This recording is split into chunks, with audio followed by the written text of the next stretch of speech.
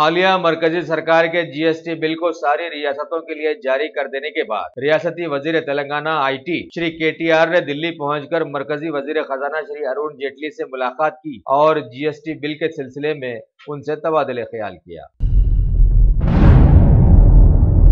Rachakonda police commissioner Shri Mahesh Bhagavat ने हैदराबाद में तकरीबन इलाकों में बढ़ती आबादी के पेश नजर पुलिस स्टेशन में भी बढ़ोतरी लाने की कोशिश में कामयाब होकर मलकाजगिरी इलाके में एक नए कुशाईगुड़ा पुलिस स्टेशन का आज इफ्तिताह अंजाम दिया। इस मौके पर पुलिस के कई आला ओहदेदार भी वहां पर मौजूद थे।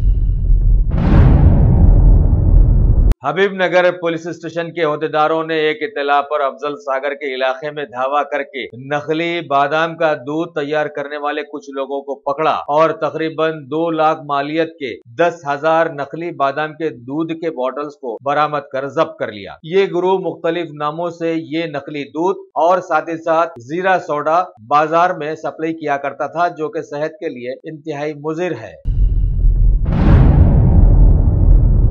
खबर है कि संगारेड्डी के superintendent of police Shri Chandrashekhar Reddy और कर्नूल के एसपी श्री कमलेश्वर और महबूबनगर के एसपी मोहतरमा राजेश्वरी ने आज शहर हैदराबाद का दौरा करके डीसीपी सत्यनारायण के हमरा कामाटीपुरा पुलिस स्टेशन पहुंचे और वहां के कामकाज का जायजा हासिल किया। हैदराबाद के कुछ लोगों ने कोशिश करके तेलंगाना की लड़कियों को मिस इंडिया बनाने के एक मुकाबले का ऐलान किया है, जो कि 22 जून को ताज कृष्णा होटल में मुनक्किद किया जाएगा और जज के तौर पर फिल्म स्टार इमरान खान को वहां मदऊ किया गया है। मलिका फर्नीचर, मियारी फर्नीचर का दूसरा नाम मलिका फर्नीचर। बरसा बरस से आपकी खिदमत करने वाली शख्सियत फारूक अशरफ की पेशकश मियारी आला और बेहतरीन क्वालिटी का हस्ब इस्तिताअत भी जहेज का मुकम्मल फर्नीचर सेट 20 साल वारंटी कार्ड के साथ हासिल कीजिए। मलिका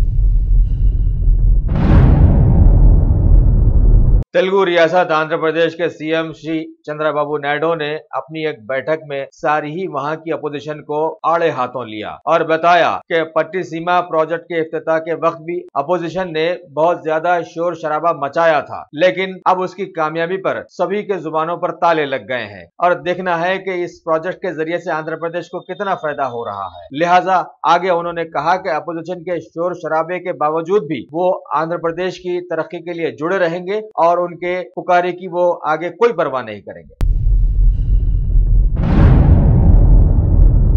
रियासत तेलंगाना में काफी अरसे से जरूरी अशिया के बहुत सारे नकली मामलात बाजार में डाले जा रहे हैं और चोर पकड़े भी जा रहे हैं और अब खबर आई है कि पुलिस ने नकली लाल मिर्च के एक बहुत बड़े रैकेट को पकड़ा है, जो कि न सिर्फ रियासत बल्कि बाहर की रियासतों में भी अपना कारोबार फैलाए हुए था। हैदराबाद की एसओटी ने एक इत्तला पर टाटानगर में वाक़ एक गोदाम पर धावा करके नकली लाल मिर्ची का पाउडर बनाने वाले 4 लोगों को पकड़ा और वहां से नकली लाल मिर्ची के पाउडर के बहुत सारे थैले जब्त कर लिए।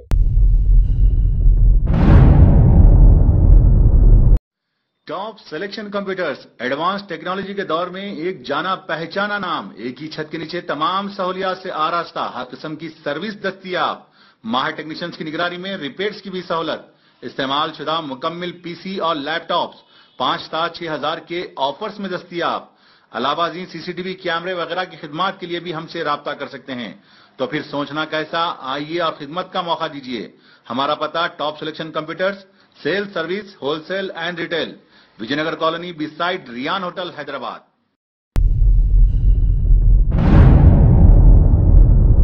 कांग्रेस के सीनियर और हरकियाती लीडर श्री वी हनुमंत राव ने अपने एक गांव के दौरे में तेलंगाना के मायूस किसानों से मिलकर उनकी हिम्मत बंधाई और कहा कि टीआरएस की हुकूमत को बने 4 साल बीत गए हैं, चारों तरफ लोग सिर्फ बातें ही बातें कर रहे हैं और काम अभी तक कहीं भी कुछ भी नहीं हुआ है और बेचारे मजबूर किसानों की तरफ तो सीएम केसीआर ने अभी तक देखा भी नहीं, तो उनकी भलाई का काम क्या करेंगे।